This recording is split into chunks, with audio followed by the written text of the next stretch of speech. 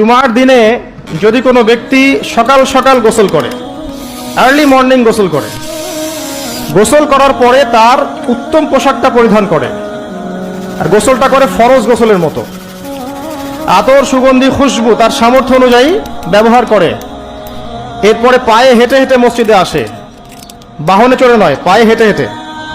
যদি আপনি অনেক দূরে থাকেন সেটা আলাদা কথা। এবং ইমামের কাছাকাছি বসে, মসজিদে আসার পরে যতটুকু সম্ভব হয় সুন্নত পড়ে নিল, নফল পড়ে নিল, এরপর ইমামের কাছাকাছি এসে বসলো, ইমামের খুতবা শ্রবণ করে মনোযোগের সাথে। খুতবা শ্রবণ করার সময় কাউকে কষ্ট দেয় না। কাউকে কষ্ট দেয় না মানে হচ্ছে যে কেউ কথা বললে তাকে এতটুকু বলে না যে তুমি চুপ করো,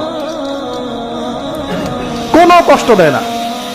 ইমামের খুতবা শ্রবণ করে, নামাজ পড়ে ইমামের সাথে।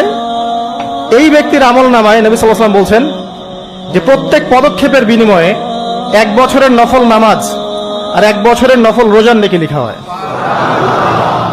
জুমার এই সমস্ত নেকি নষ্ট হয়ে যাবে যদি আমরা এখানে আদব রক্ষা করতে না পারি।